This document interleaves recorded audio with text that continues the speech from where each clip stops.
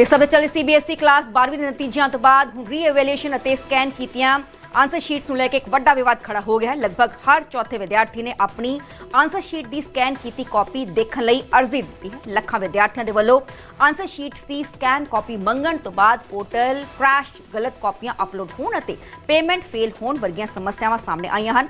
ਹੁਣ ਸਭ ਤੋਂ ਵੱਡਾ ਸਵਾਲ ਇਹ ਹੈ ਕਿ ਸੀਬੀਐਸਈ 17 ਲੱਖ ਤੋਂ ਵੱਧ ਵਿਦਿਆਰਥੀਆਂ ਦੇ ਨਤੀਜਿਆਂ ਦੀ ਸਹੀ ਹੋਣ ਦੀ ਗਾਰੰਟੀ ਦੇ ਸਕਦਾ ਹੈ। ਦੇਖਦੇ ਹਾਂ ਸਾਡੀ ਇੱਕ ਖਾਸ ਰਿਪੋਰਟ।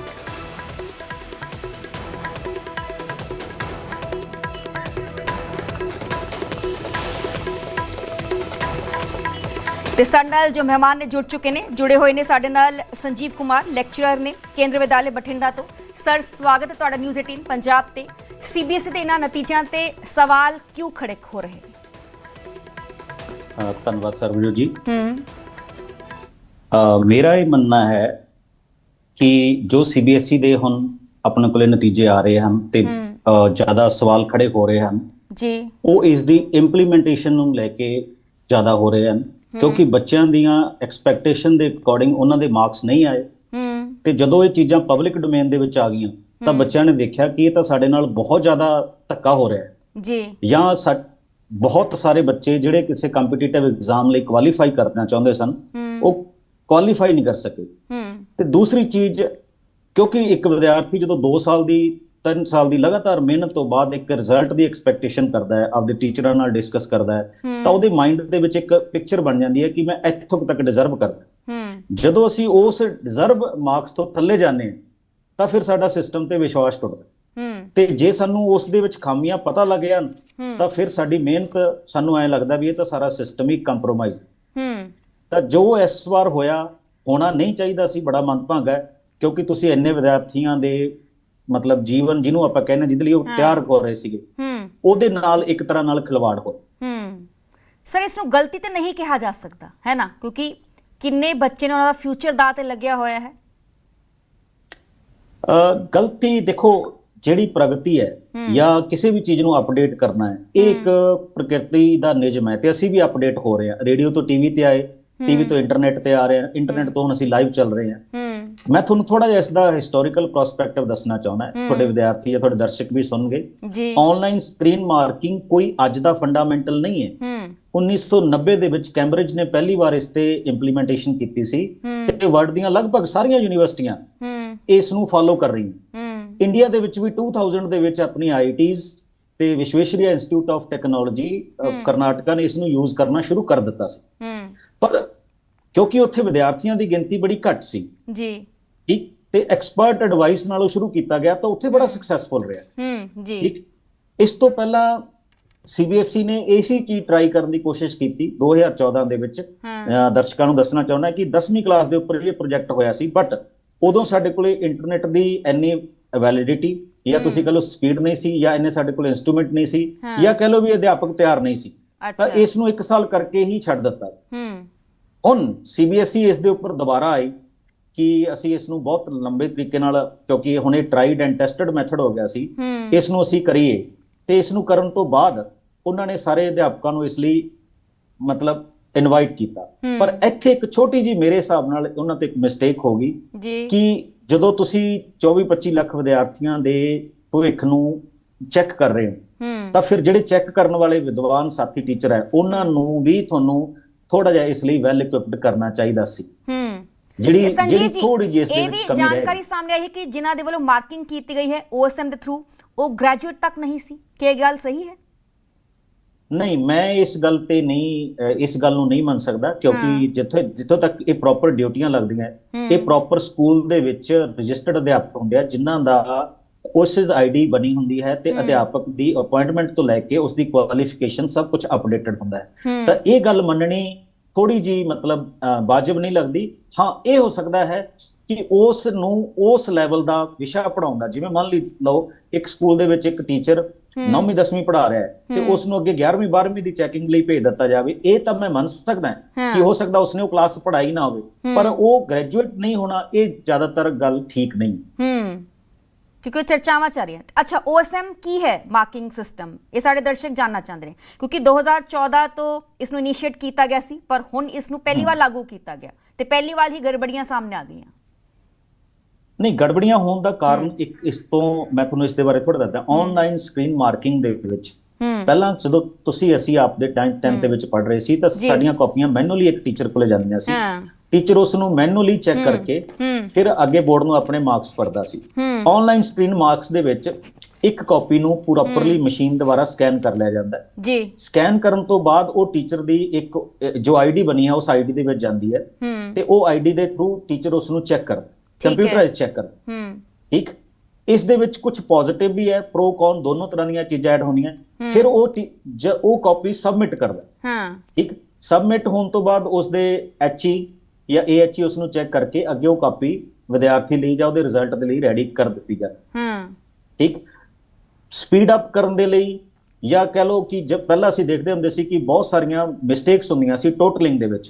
ਜਦੋਂ ਵਿਦਿਆਰਥੀਆਂ ਦੇ ਨੰਬਰ ਕਾਊਂਟ ਕੀਤੇ ਜਾਂਦੇ ਸਨ ਤਾਂ ਆਫਟਰ ਥਾਰੋ ਚੈਕਿੰਗ ਬਹੁਤ ਸਾਰੀਆਂ ਮਿਸਟੇਕਸ ਹੋ ਜਾਂਦੀਆਂ ਸਨ। ਤਾਂ ਇਸ ਦੇ ਵਿੱਚ ਉਹ ਐਰਰ ਤਾਂ ਘਟੀ, ਬਟ ਜਿਹੜੀਆਂ ਹੁਣ ਅਸੀਂ ਹੁਣ ਵਿਦਿਆਰਥੀਆਂ ਨਾਲ ਸੁਣ ਰਹੇ ਹਾਂ ਕਿ ਕਾਪੀਆਂ ਡਿਮ ਸੀਗੀਆਂ ਜਾਂ ਕਾਪੀਆਂ ਉਹਨੀਆਂ ਅੱਛੀਆਂ ਨਹੀਂ ਸੀ, ਚੈੱਕ ਕਰਨ ਵੇਲੇ ਇਹਨਾਂ ਦਾ ਸਟੈਪ ਮਾਰਕਿੰਗ ਦਾ ਧਿਆਨ ਨਹੀਂ ਦਿੱਤਾ ਗਿਆ ਜਾਂ ਗਲਤ ਨੰਬਰ ਦੇ ਦਿੱਤੇ ਗਏ ਜਾਂ ਨਹੀਂ ਦਿੱਤੇ ਗਏ, ਤਾਂ ਹੁਣ ਜਦੋਂ ਇਹ ਪਬਲਿਕ ਡੋਮੇਨ ਦੇ ਵਿੱਚ ਆ ਰਹੀਆਂ ਤਾਂ ਇਹ ਚਿੰਤਾ ਦਾ ਵਿਸ਼ਾ ਹੈ। ਠੀਕ ਹੈ, ਸਾਡੇ ਨਾਲ ਇੱਕ ਹੋਰ ਮਹਿਮਾਨ ਜੁੜ ਚੁੱਕੇ ਨੇ, ਐਡਵੋਕੇਟ ਵਿਨੀਤ ਜਿੰਦਲ। ਜਿੰਦਲ ਜੀ, ਸਵਾਗਤ ਹੈ ਤੁਹਾਡਾ ਨਿਊਜ਼ 18 ਪੰਜਾਬ ਤੇ। ਤੁਹਾਡੇ ਵੱਲੋਂ ਇੱਕ ਨੋਟਿਸ ਸੀਬੀਐਸਈ ਨੂੰ ਭੇਜਿਆ ਗਿਆ, उस पर ये जानकारी चाहेंगे।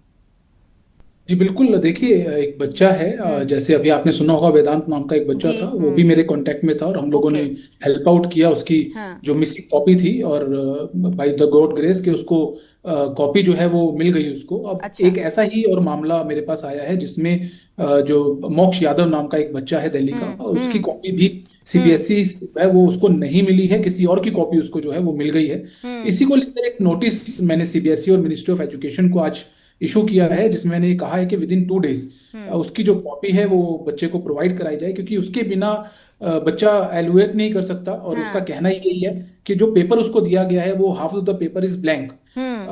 उसने पूरा पेपर लिखा था और एक एडिशनल शीट भी ली थी, लेकिन वो उसमें नहीं है।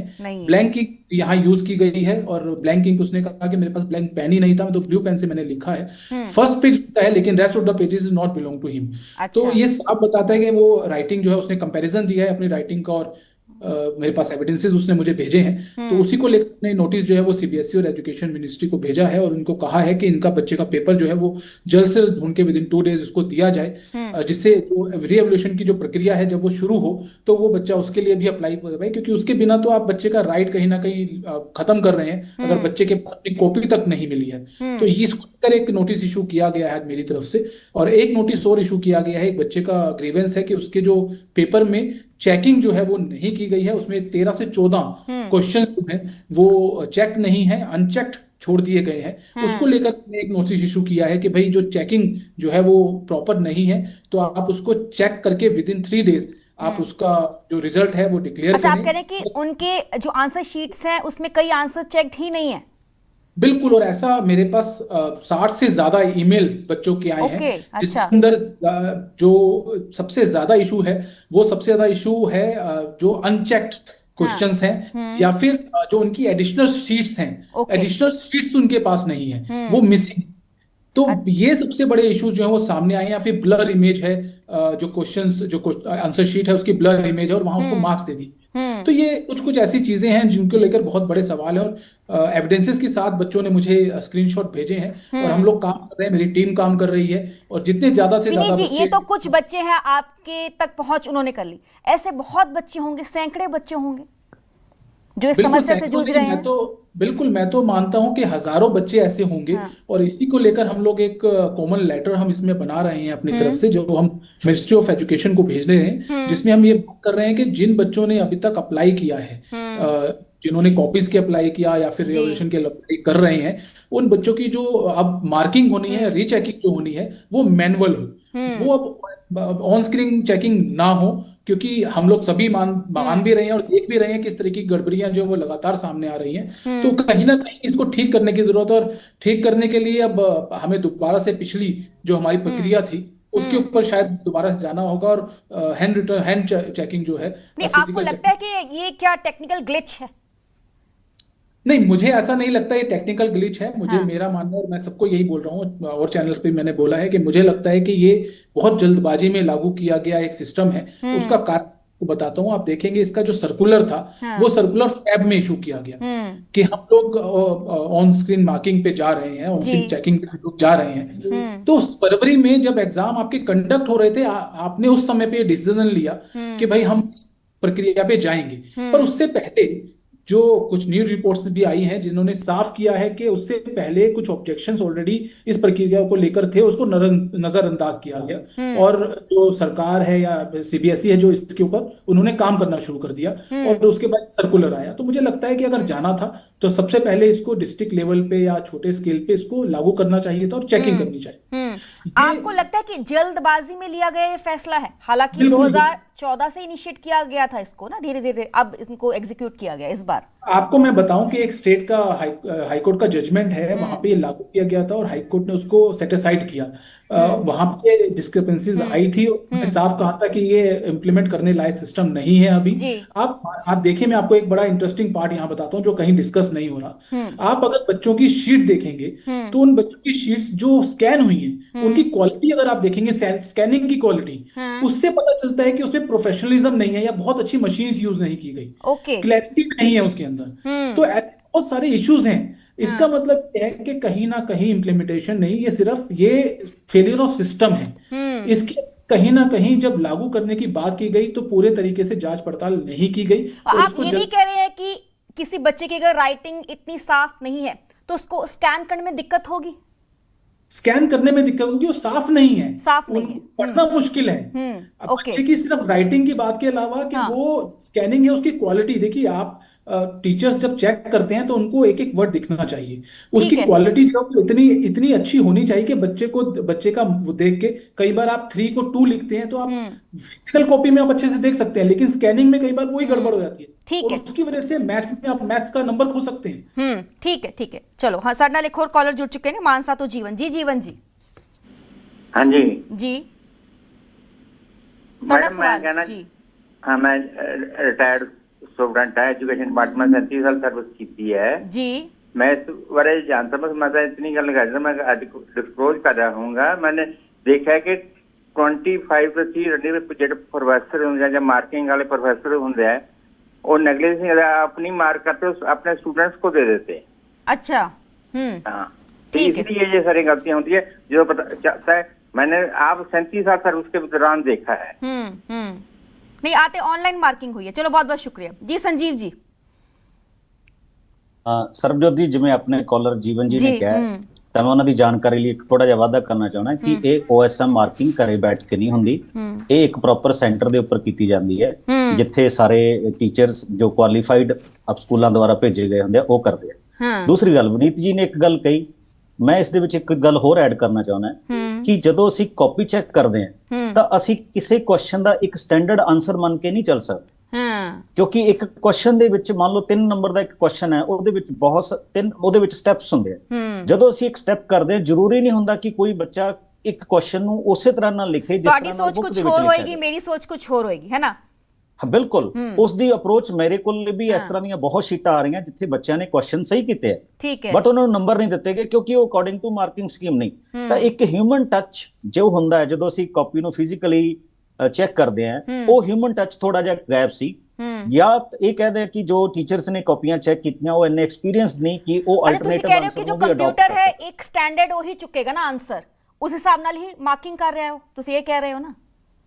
ਬਿਲਕੁਲ, ਕਿਉਂਕਿ ਅਸੀਂ ਜਦੋਂ ਅਸੀਂ ਦੇਖਿਆ ਕਿ ਇਸ ਦੇ ਵਿੱਚ ਜੋ ਟੀਚਰ ਜੋ ਮਾਰਕਿੰਗ ਸਕੀਮ ਦਿੱਤੀ ਗਈ ਹੈ ਤਾਂ ਉਹ ਮਾਰਕਿੰਗ ਸਕੀਮ ਤੋਂ ਥੋੜਾ ਜਿਹਾ ਵੀ ਇੱਧਰ ਨਹੀਂ ਹੋ ਰਹੇ, ਜਦ ਕਿ ਸਾਡੇ ਜਿਹੜੇ ਟੈਕਨੀਕਲ ਸਬਜੈਕਟ ਹੈ, ਫਿਜ਼ਿਕਸ, ਕੈਮਿਸਟਰੀ ਜਾਂ ਕੋਈ ਵੀ ਸਬਜੈਕਟ ਹੈ, ਉਸ ਦੇ ਵਿੱਚ ਬਹੁਤ ਸਾਰੇ ਸਟੈਪਸ ਇਨਵੋਲਵ ਹੁੰਦੇ ਆ ਤੇ ਜ਼ਰੂਰੀ ਨਹੀਂ ਹੁੰਦਾ ਕਿ ਉਸ ਦਾ ਐਂਡ ਆਨਸਰ ਹੀ ਉਸ ਦਾ ਸਹੀ ਆਨਸਰ ਹੋਵੇ। ਠੀਕ ਹੈ, ਵਿੱਚ ਵਾਲੇ ਸਟੈਪਸ ਵੀ ਉਸ ਦੀ ਪ੍ਰਕਿਰਿਆ ਨੂੰ ਜਸਟੀਫਾਈ ਕਰਦੇ ਆ, ਇਸੇ ਕਰਕੇ ਸਟੈਪ ਮਾਰਕਿੰਗ ਕੀਤੀ ਜਾਂਦੀ ਤਾਂ ਕਿ ਬੱਚਿਆਂ ਨੂੰ ਕੁਝ ਤੇ ਮਾਰਕਸ ਮਿਲਣ ਜੇ 1-2 ਸਟੈਪਸ ਉਹਨਾਂ ਨੇ ਠੀਕ ਕੀਤੇ ਹੈ ਨਾ?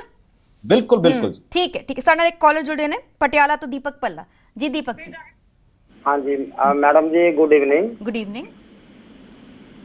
एक प्रोफेसर साहब बैठे हैं, ये कह रहे हैं कि आंसर शीट ਦੇ ਵਿੱਚ ਕੁਝ ਗੜਬੜੀ ਪਾਈ ਗਈ ਹੈ ਵੀ ਜਦ ਕੋਈ ਬੱਚਾ ਲਿਖਦਾ ਉਸकी हैंडराइटिंग ਦੇ ਵਿੱਚ ਫਰਕ ਪੈ ਜਾਂਦਾ ਹੈ। ਜਦ पेपर शुरू होने तो पहला क्या बात है शीटा की कहने चेकिंग नहीं होती भी ये कागज कौन सी कंपनी का और कैसा चलेगा, इसके ऊपर वॉल पेन हो या इंक वाला पेन हो जी। उसके बाद अगर बच्चा लिखता भी है तो उसकी स्याही इसकी फैल तो नहीं जाती, इसलिए बच्चे के कहना हैंड राइटिंग में फर्क आ जाता है। दूसरे नंबर पे मैं ये कहना चाहता हूँ, देखो अब कहना 17,000 कहना इतने बच्चे कहना रीचेकिंग की जाएगी, इनका तो आगे का जो आगे इन्होंने एडमिशन लेनी थी वहां पे तो रोक ठीक लगी। है।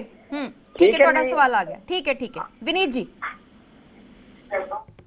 विनीत जी देखिए जी, देखिए ये जो स्कैनिंग की या जो बात कर रहे हैं कि भाई जो भी आपके कॉलर ने भी बोला जिस तरीके की, तो ये जो है ये इसी के कारण से मैंने बोला कि फेब के अंदर जब ये सर्कुलर आया इससे पता चलता है कि उससे पहले कोई तैयारी नहीं की गई। जब आपने बच्चों को इन्फॉर्म ही नहीं किया कि भाई हम ऑनलाइन मार्किंग स्कीम लेके आएंगे, तो वो कौन सा पेन यूज करेंगे, कौन सा किस तरीके का पेन की जरूरत है या क्या करना चाहिए या क्या डू एंड डोंट, तो आपने उसको शेयर ही नहीं करे। तो कहीं ना कहीं ये एक lacuna on the part of CBSE रहा है, और इस बात को मुझे लगता है, और मैं तो हैरान हूँ आपके चंडीगढ़ के ही जो रीजनल डायरेक्टर हैं सीबीएसई के, मैं अभी यहीं पे उनका इंटरव्यू देख रहा था, तो उन्होंने बड़े आराम से वो बैठ के बोल रहे थे कि अरे नहीं, बच्चों ने जितना लिखा था उनको उतने नंबर मिल गए। मुझे लगता है कि इंसेंसिटिविटी की हद है। आप साफ देख रहे हैं कि आपके पूरे सिस्टम के अंदर कमियां निकल बच्चों ने पूरा साल मेहनत की है जी जान से। मैं वही कह रहा हूं कि बड़ा अजीब है कि सीबीएसई अभी भी ये मानने को तैयार नहीं है कि उनसे गलती हुई है। कम से कम गलती मानिए। और सबसे पहले मैं यह लगातार मैं बोल रहा हूँ, अलग अलग चैनल्स पे मैं बोल रहा हूँ, आपके चैनल पे बोलूंगा कि सीबीएसई को जरूरत है कि वो एक शेड्यूल सर्कुलर इशू करे। सबसे पहले बच्चों को ये बताए कि भाई कब आपका जो विंडो थी कब आपकी खुलेगी कॉपी लेने की, कब आपका रिविजन होगा, कब आपका एग्जाम जो है जो रिजल्ट है अपडेटेड रिजल्ट कब अपलोड होगा। अब तक सीबीएसई ने कुछ भी नहीं दिया जिससे बच्चों का पैनिक हो रहा है। अब पैनिक करने से बच्चे रेस्टलेस हो रहे हैं और उसकी वजह से कुछ भी मिस हैपनिंग हो सकती है। और मुझे लगता है ये जिम्मेदारी सीबीएसई की है कि बच्चों को स्ट्रेस वो रोके, उसको बढ़ाए नहीं। आप देखिए 2 जून से जी की जो विनीत जी, ये हर सब्जेक्ट में दिक्कत है या फिजिक्स और केमिस्ट्री में ही है बस? ज्यादा है ज्यादा फिजिक्स एंड केमिस्ट्री है ना, कंप्लेंट ज्यादा उसमें है, लेकिन दिक्कत हर सब्जेक्ट में है। मेरे पास इंग्लिश का पेपर्स भी है, मेरे पास मैथ्स के पेपर भी हैं जिसके अंदर ये दिक्कतें हैं। तो ऐसा नहीं है, और इसलिए मैं बार बार कह रहा हूं, आप देखिए कि जो टीचर पिछले इतने सालों से, आप देखिए ना, जो टीचर इतने सालों से मैनुअल चेकिंग कर रहे थे, उनको स्क्रीन पे 8 घंटे बैठ के 10 घंटे बैठ के चेकिंग करना, क्या it is possible for a common person जो रेगुलर स्क्रीन पे नहीं देखता, क्या वो चेकिंग कर सकता है? ये भी एक बहुत बड़ा सवाल है। क्या उनको ट्रेनिंग दी गई थी? मतलब वो टेक्नो सेवी थे नहीं थे, ये भी बड़ा क्वेश्चन। यस, आप नहीं देख सकते 10 घंटे। एक टीचर जो क्लास में जाके बच्चों को नॉर्मली पढ़ाता है वो 10 घंटे बैठ के स्क्रीन पे पेपर चेक नहीं कर सकता। किसी भी तरीके साइंटिफिक तरीके से आप देखेंगे नहीं कर सकता, उनको प्रॉब्लम, क्योंकि उनको आदत है पेपर देखने की। तो ये कहीं ना कहीं पूरा फेलियर है और इस सिस्टम का फेलियर है, और मुझे लगता है इसको ठीक करना पड़ेगा। ठीक है सर, ने देखो कॉलर जुड़े ने कमलजीत फतेहगढ़ साहब जी। कमल जी संजीव जी, क्या जो विद्यार्थियों की सही योग्यता की पहचान लगाना ओएसएस सिस्टम से बहुत मुश्किल है, कठिन है? नहीं, मैं इस चीज से बिल्कुल इनकार करता हूं कि कठिन है, बट इसको थोड़ा सा प्रैक्टिकल करना चाहिए। देखिए, कोई भी चीजों में जब सुधार होता है तो वो किसी अच्छे काम के लिए ही होता है, बट जब हम किसी सुधार को करते हैं तो हमारी बहुत सारी विनीत जी ने सानू दस्या कि स्टूडेंट्स ਨੂੰ प्रिपेयर ही नहीं किया गया सी। नहीं, मैं वही दसन यूज करो, किस तरीके ਨਾਲ ਤੁਸੀਂ ਹੈਂਡਰਾਈਟਿੰਗ ਹੋਣੀ ਚਾਹੀਦੀ ਹੈ ਨਾ। ਬਿਲਕੁਲ ਮੈਂ ਤੁਹਾਨੂੰ ਉਹੀ ਦੱਸਣ ਦੀ ਕੋਸ਼ਿਸ਼ ਕਰ ਰਿਹਾ ਹਾਂ ਕਿ ਜਦੋਂ ਅਸੀਂ ਕਿਸੇ ਸੁਧਾਰ ਵੱਲ ਚੱਲਦੇ ਹਾਂ ਤਾਂ ਪਹਿਲਾਂ ਸਾਨੂੰ ਉਸ ਸੁਧਾਰ ਦੇ ਲਈ ਪ੍ਰਿਪੇਅਰ ਹੋਣਾ ਪੈਂਦਾ ਹੈ। ਠੀਕ ਹੈ, ਸਾਨੂੰ ਇੱਕ ਪ੍ਰੋਪਰ ਟ੍ਰੇਨਿੰਗ स्टूडेंट्स ਦੀ ਵੀ, ਟੀਚਰਸ ਦੀ ਵੀ, ਜਾਂ ਸਾਰੇ ਓਵਰਆਲ ਸਿਸਟਮ ਦੀ। ਫਿਰ ਉਸ ਦਾ ਟੈਸਟਿੰਗ ਮੋਡ ਹੁੰਦਾ ਹੈ ਕਿ ਇਸ ਦੇ ਵਿੱਚ ਕੋਈ ਖਾਮੀਆਂ ਤਾਂ ਨਹੀਂ, ਜਾਂ ਫਿਰ ਥਰਡ ਪਾਰਟੀ ਜਾਂ ਸਟੂਡੈਂਟਸ ਨੂੰ ਜਾਂ ਟੀਚਰ ਨੂੰ ਇਨਵਾਈਟ ਕੀਤਾ ਜਾਂਦਾ ਕਿ ਇਸ ਦੇ ਵਿੱਚ ਕੋਈ ਖਾਮੀਆਂ ਤੁਹਾਨੂੰ ਲੱਗ ਰਹੀਆਂ ਤਾਂ ਸਾਨੂੰ ਦੱਸੋ। ਮੈਂ ਬਨੀਤ ਜੀ ਦੇ ਨਾਲ ਬਿਲਕੁਲ ਸਹਿਮਤ ਹਾਂ ਕਿ ਸਿਸਟਮ ਨੂੰ ਥੋੜਾ ਜਿਹਾ ਜਲਦਬਾਜ਼ੀ ਦੇ ਵਿੱਚ ਕਰ ਲਿਆ ਗਿਆ। ਠੀਕ ਹੈ, ਜਦਕਿ ਸਿਸਟਮ ਅੱਛਾ ਸੀ। ਇਸ ਨੂੰ ਅਗਰ ਪ੍ਰੋਪਰ ਤਰੀਕੇ ਨਾਲ ਇੰਪਲੀਮੈਂਟੇਸ਼ਨ ਕਰਨ ਤੋਂ ਪਹਿਲਾਂ ਸਾਰੇ ਹੀ ਸਟੇਕ ਹੋਲਡਰ ਨੂੰ ਤਿਆਰ ਕੀਤਾ ਜਾਂਦਾ, ਪ੍ਰਿਪੇਅਰ ਕੀਤਾ ਜਾਂਦਾ, ਤਾਂ ਮੈਨੂੰ ਲੱਗਦਾ ਇਹ ਸਿਸਟਮ ਬਹੁਤ ਇਫੈਕਟਿਵ ਹੋਣਾ ਸੀ। ਬਟ ਕਿਉਂਕਿ ਜਲਦਬਾਜ਼ੀ ਦੇ ਵਿੱਚ ਹੋ ਗਿਆ, ਹੁਣ ਬੱਚਿਆਂ ਦੀਆਂ ਕੰਪਲੇਂਟਸ ਆ ਰਹੀਆਂ ਕਿ ਸਾਡਾ ਪੇਪਰ ਨਹੀਂ ਸੀ। ਜਿੱਥੋਂ ਤੱਕ ਪੈਨ ਦੀ ਗੱਲ ਹੈ ਤਾਂ ਮੈਂ ਸੀਬੀਐਸਈ ਸਕੂਲ ਦੇ ਵਿੱਚ ਬਹੁਤ ਟਾਈਮ ਤੋਂ ਪੜ੍ਹਾ ਰਿਹਾ। ਇੱਕ ਪ੍ਰੋਪਰ ਪੈਨ ਦੀ ਪਹਿਲਾਂ ਤੋਂ ਹੀ ਇੰਸਟਰਕਸ਼ਨ ਹੁੰਦੀ ਹੈ ਵੀ ਤੁਸੀਂ ਕਿਸ ਤਰ੍ਹਾਂ ਦਾ ਪੈਨ ਯੂਜ਼ ਕਰ ਸਕਦੇ, ਠੀਕ। ਬਟ ਕਿਉਂਕਿ ਮੈਨੂਅਲ ਚੈਕਿੰਗ ਹੁੰਦੀ ਹੈ ਤਾਂ ਮੈਨੂਅਲ ਚੈਕਿੰਗ ਦੇ ਵਿੱਚ ਜੇ ਕੋਈ ਬੱਚਾ ਗਲਤੀ ਨਾਲ ਕੁਝ ਹੋਰ ਯੂਜ਼ ਕਰ ਵੀ ਲੈਂਦਾ ਹੈ ਤਾਂ ਉਸ ਨੂੰ ਇਗਨੋਰ ਕਰਕੇ ਉਸ ਨੂੰ ਮਾਰਕਸ ਦੇ ਦਿੱਤੇ ਜਾਂਦੇ, ਕਿਉਂਕਿ ਉੱਥੇ ਇੱਕ ਹਿਊਮਨ ਟੱਚ ਇਨਵੋਲਵ ਹੁੰਦਾ। ਈਵਨ ਅਸੀਂ ਇਹ ਵੀ ਦੇਖ ਲੈਂਦੇ ਹਾਂ ਕਿ ਜੇ ਕਿਸੇ ਬੱਚੇ ਨੇ ਸਹੀ ਆਨਸਰ ਲਿਖ ਕੇ ਕ੍ਰਾਸ ਵੀ ਕਰ ਦਿੱਤਾ ਤਾਂ ਵੀ ਅਸੀਂ ਉਸ ਨੂੰ ਨੰਬਰ ਦੇਣ ਦੀ ਕੋਸ਼ਿਸ਼ ਕਰਦੇ ਹਾਂ, ਕਿਉਂਕਿ ਹੋ ਸਕਦਾ ਉਸ ਤੋਂ ਗਲਤੀ ਨਾਲ ਇਹ ਚੀਜ਼ ਹੋ ਗਈ ਹੋਵੇ। ਤਾਂ ਕਈ ਚੀਜ਼ਾਂ ਜਿਹੜੀਆਂ ਹਿਊਮਨ ਹੁੰਦੀਆਂ ਉਹਨੂੰ ਟੈਕਨੋਲੋਜੀ ਓਵਰਕਮ ਨਹੀਂ ਕਰ ਸਕਦੀ। ਠੀਕ ਹੈ, ਮੇਰਾ ਇਹ ਭਾਵ ਹੈ ਕਿ ਤੁਸੀਂ ਇਸ ਟੈਕਨੋਲੋਜੀ ਨੂੰ ਅਪਗ੍ਰੇਡ ਕਰੋ, ਟੀਚਰਸ ਨੂੰ ਇਨਵੋਲਵ ਕਰੋ, ਪ੍ਰੋਪਰ ਟ੍ਰੇਨਿੰਗ ਹੋਣੀ ਚਾਹੀਦੀ ਹੈ ਤਾਂ ਇਸ ਦੇ ਨਾਲ ਚੀਜ਼ਾਂ ਕਲੀਅਰ ਹੋਣਗੀਆਂ। ਦੂਸਰੀ ਚੀਜ਼, ਇੱਕ ਜਿਹੜੀ ਵਿਦਿਆਰਥੀਆਂ ਦੀ ਥੋੜੀ ਜੀ ਆ ਰਹੀ ਹੈ ਕਿ ਸਾਡਾ ਰਿਜ਼ਲਟ ਡਾਊਨ ਹੋਇਆ, ਠੀਕ ਹੈ, OSM ਦੇ ਕਾਰਨ ਵੀ ਹੋ ਸਕਦਾ ਹੈ, ਬਟ ਇੱਕ ਤੁਸੀਂ ਲਾਸਟ ਦੇਖੋ ਵੀ ਸਾਡੇ 3-4 ਸਾਲਾਂ ਤੋਂ ਸਾਡੀ ਪਾਲਿਸੀ ਦੇ ਵਿੱਚ ਕੰਪੀਟੈਂਸੀ ਬੇਸਡ ਕੁਐਸਚਨਸ ਦੀ ਕਾਊਂਟਿੰਗ ਬਹੁਤ ਜ਼ਿਆਦਾ ਹੋ ਗਈ। ਠੀਕ ਹੈ, ਯਾਨੀ ਪਹਿਲਾਂ ਜੋ ਬੁੱਕ ਦੇ ਵਿੱਚ ਐਜ਼ ਇਟ ਇਜ਼ ਕੁਐਸਚਨ ਆਉਂਦੇ ਸੀ ਉਸ ਤਰ੍ਹਾਂ ਦੇ ਕੁਐਸਚਨ ਨਹੀਂ ਆਉਂਦੇ, ਹੁਣ ਤੁਹਾਨੂੰ ਥੋੜਾ ਜਿਹਾ ਉੱਥੇ ਥਿੰਕਿੰਗ ਮੋਲਡ ਕਰਕੇ ਦਿੱਤੇ ਜਾਂਦੇ ਹੈ ਨਾ। ਉਸ ਦੇ ਨਾਲ ਵੀ ਥੋੜਾ ਜਿਹਾ ਕੀ ਫਰਕ ਪਿਆਗਾ, ਬਟ ਮੈਂ ਇਸ ਗੱਲ ਤੋਂ ਇਨਕਾਰ ਨਹੀਂ ਕਰਦਾ ਕਿ ਸਿਸਟਮ ਦੇ ਵਿੱਚ ਖਾਮੀਆਂ ਹੈ ਤੇ ਉਹਨਾਂ ਖਾਮੀਆਂ ਨੂੰ ਦੂਰ ਵੀ ਕਰਨਾ ਚਾਹੀਦਾ। ਠੀਕ ਹੈ, ਸਾਡਾ ਕਾਲਰ ਜੁੜੇ ਸੁਜੈਸ਼ਨ ਹੈ, ਮੈਂ ਜਿਵੇਂ ਵਨੀਤ ਜੀ ਇਸ ਕਰ ਰਹੇ, ਮੇਰਾ ਤਾਂ ਇਹ ਸੁਜੈਸ਼ਨ ਹੈ ਕਿ ਦੇਖੋ ਹੁਣ ਤੁਸੀਂ ਪੋਰਟਲ ਬਣਾ ਲਿਆ, ਜਿਹੜੇ ਵਿਦਿਆਰਥੀਆਂ ਨੇ ਅਪਲਾਈ ਕੀਤਾ ਤੁਸੀਂ ਉਹਨਾਂ ਨੂੰ ਕਾਪੀਆਂ ਦਿਖਾ ਰਹੇ ਹੋ, 4 ਲੱਖ ਵਿਦਿਆਰਥੀਆਂ ਨੇ ਅਪਲਾਈ ਕੀਤਾ, ਜਿਹੜੇ ਵਿਦਿਆਰਥੀ ਨੂੰ ਵਿਚਾਰੇ ਨੂੰ ਪਤਾ ਹੀ ਨਹੀਂ ਕਿ ਮੇਰੇ ਨਾਲ ਕੀ ਹੋ ਗਿਆ, ਉਹ ਕੀ ਕਰੂਗਾ? ਤਾਂ ਤੁਸੀਂ ਪੋਰਟਲ ਸਾਰਾ ਵੀ ਓਪਨ ਕਰ ਦਿਓ ਸੋ ਦੈਟ ਸਾਰੇ ਹੀ ਦੇਖ ਲੈਣ ਉਸ ਨੂੰ। ਠੀਕ ਹੈ, ਠੀਕ ਹੈ, ਸਾਡਾ ਕਾਲਰ ਜੁੜੇ ਹੋਏ ਦੇਖ ਲੈਣ ਵੀ ਮੇਰੇ ਨਾਲ ਕੋਈ ਕੁਝ ਗਲਤ ਤਾਂ ਨਹੀਂ ਹੋ ਗਿਆ। ਗੁਰਦਾਸਪੁਰ ਤੋਂ ਅਸ਼ੋਕ ਜੀ, ਅਸ਼ੋਕ ਜੀ। हाँ जी मैडम जी, गुरदासपुर से बोल रहे हैं। हाँ जी बोलिए। हाँ जी, मेरा बेटा ना आर्मी स्कूल दिल्ली में पढ़ता था, उसका भी साइंस का पेपर में नंबर कम आए हैं। हाँ जी, उसके 80 में से 60 आए हैं, जबकि उसकी टीचर भी बोल रही है कि तेरे नंबर कम क्यों आए हैं। अच्छा, तुसी री इवैल्यूएशन वास्ते अप्लाई कीता? वैल्यूएशन वास्ते नहीं कीता, हूं तो दोबारा पेपर देण दिया, मुंडा परेशान सीगा, कहंदा पापा मैं तो पेपर हो जिसका सी पहला भी। अच्छा, दोबारा पेपर दे रहा है ਤੁਹਾਡਾ ਬੇਟਾ? हाँ, इस बार दे देता हूं पेपर। अच्छा, ਤੇ ਕਿੰਨੇ ਐਕਸਪੈਕਟ ਤੁਸੀਂ ਕਰ ਰਹੇ ਸੀ, ਕਿੰਨੇ ਮਾਰਕਸ ਉਸ ਤੋਂ ਘੱਟ ਆਏ ਨੇ?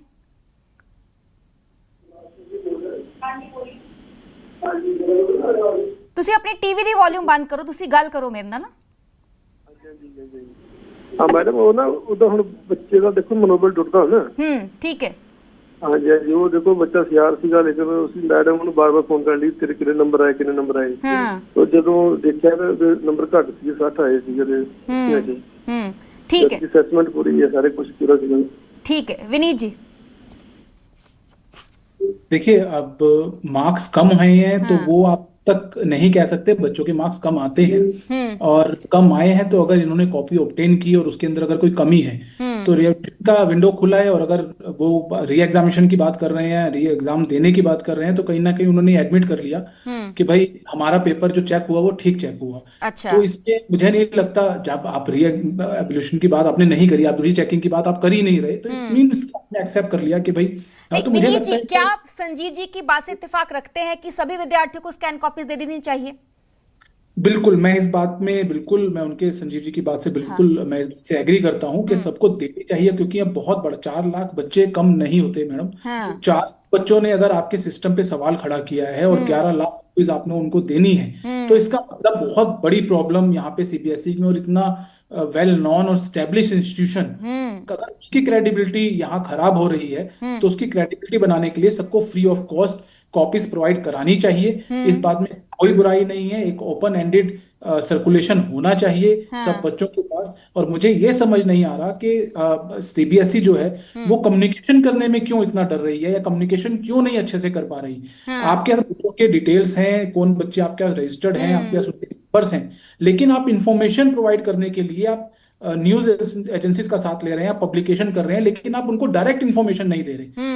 इसकी वजह से मैं बार बार कह रहा हूं कि ये सब चीजें हैं, इनको ठीक करने के लिए आप कुछ कर सकते हैं, लेकिन आप जो करने की चीज है आप वो नहीं कर रहे, तो आप ठीक कैसे करेंगे? आप बच्चों को नॉलेज नहीं दे रहे, आप बच्चों को इन्फॉर्मेशन नहीं दे पा रहे। जिन बच्चों के एड्रेसेस, फोन नंबर्स आपके पास है, ईमेल आईडी आपके पास है, तो आप क्या करेंगे? वो सिस्टम को आप कैसे ठीक करेंगे? तो ये बहुत बड़ा सवाल है। नहीं, क्या मैनुअल चेकिंग बेटर है इससे?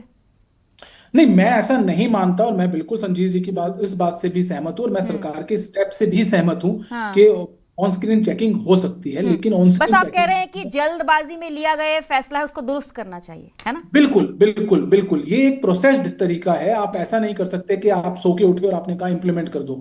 तो ये कहीं ना कहीं बच्चों के भविष्य के साथ खिलवाड़ है, और इस तरीके की चीज नहीं होनी चाहिए। मुझे लगता है कि अब सबसे बड़ा सवाल तो यहाँ पे मैं कहूँ तो सबसे बड़ा सवाल है कि अब इन सब चीजों के होने के बाद हम डिस्कस कर रहे हैं, पर इसका सोल्यूशन क्या है वो कोई भी डिस्कस नहीं कर रहा, तो वो एक बहुत बड़ा पॉइंट है। ठीक है संजीव जी। ਸਰਬਜੋਤ ਜੀ, ਮੇਰਾ ਅਧਿਆਪਕ ਹੋਣੇ ਦੇ ਨਾਤੇ ਮਤਲਬ ਇੱਕ ਹੋਰ ਮੰਨਣਾ ਹੈ ਕਿ ਕਿਸੇ ਵੀ ਇੰਸਟੀਟਿਊਸ਼ਨ ਦੀ ਇੱਕ ਕ੍ਰੈਡੀਬਿਲਿਟੀ ਹੁੰਦੀ ਹੈ। ਠੀਕ ਹੈ। ਅਸੀਂ ਸੀਬੀਐਸਈ ਦੇ ਐਮਬੈਸਡਰ ਹਾਂ, ਅਸੀਂ ਕਲਾਸ ਦੇ ਵਿੱਚ ਬੱਚਿਆਂ ਨੂੰ ਫੇਸ ਕਰਨਾ ਹੁੰਦਾ ਹੈ। ਜਦੋਂ ਅਸੀਂ ਬੱਚਿਆਂ ਨੂੰ ਪੜ੍ਹਨ ਦੇ ਲਈ ਕਹਿੰਦੇ ਆ ਤਾਂ ਹੁਣ ਦੇਖੋ ਸਾਨੂੰ ਬੱਚੇ ਕੁਐਸਚਨ ਕਰਨਗੇ ਕਿ ਸਰ ਸਾਡੇ ਨੰਬਰਾਂ ਦੀ ਕੀ ਸ਼ੋਰਿਟੀ ਹੈ, ਤਾਂ ਇੱਕ ਕਿਸੇ ਵੀ ਇੰਸਟੀਟਿਊਟ ਦੀ ਸਵਾਲ ਖੜੇ ਬਣੀ ਹੁੰਦੇ ਹੁੰਦੀ ਹੈ। ਆ ਉਸ ਕ੍ਰੈਡੀਬਿਲਿਟੀ ਨੂੰ ਬਣਾਏ ਰੱਖਣਾ ਉਸ ਇੰਸਟੀਟਿਊਸ਼ਨ ਦੀ ਬਹੁਤ ਵੱਡਾ ਇੱਕ ਧਰਮ ਹੁੰਦਾ। ਤਾਂ ਮੈਨੂੰ ਲੱਗਦਾ ਕਿ ਸੀਬੀਐਸਈ ਨੂੰ ਇਸ ਦੇ ਵਿੱਚ ਕਲੀਅਰ ਹੋ ਕੇ ਆਉਣਾ ਚਾਹੀਦਾ ਤੇ ਦੁੱਧ ਦਾ ਦੁੱਧ ਤੇ ਪਾਣੀ ਦਾ ਪਾਣੀ ਕਰਨਾ ਚਾਹੀਦਾ। ਠੀਕ ਹੈ, ਗਲਤੀ ਹੋ ਗਈ, ਉਸ ਗਲਤੀ ਨੂੰ ਇੱਕ ਜਸਟੀਫਾਈਡ ਵੇ ਨਾਲ ਕਿ ਉਹ ਸਾਰੇ ਬੱਚਿਆਂ ਦੀਆਂ ਨੂੰ ਸੈਟੀਸਫਾਈ ਕਰਨ, ਉਸ ਦੇ ਨਾਲ ਅੱਗੇ ਆਉਣਾ ਚਾਹੀਦਾ ਤੇ ਅੱਗੇ ਤੋਂ ਇਸ ਦੇ ਵਿੱਚ ਹੋਰ ਸੁਧਾਰ ਦੀ ਗੁੰਜਾਇਸ਼ ਰੱਖਣੀ। ਠੀਕ ਹੈ, ਚਲੋ ਬਹੁਤ ਬਹੁਤ ਸ਼ੁਕਰੀਆ ਦੋਨੋਂ ਮਹਿਮਾਨਾਂ ਦਾ ਸਾਡੇ ਨਾਲ ਜੁੜੇ। ਫਿਲਹਾਲ ਸਾਡੀ ਇਸ ਖਾਸ ਪੇਸ਼ਕਸ਼ 'ਚ ਇੰਨਾ ਹੀ। ਤੁਸੀਂ ਜੁੜੇ ਰਹੋ ਨਿਊਜ਼ 18 ਪੰਜਾਬ ਹਰਿਆਣਾ ਹਿਮਾਚਲ ਦੇ ਨਾਲ।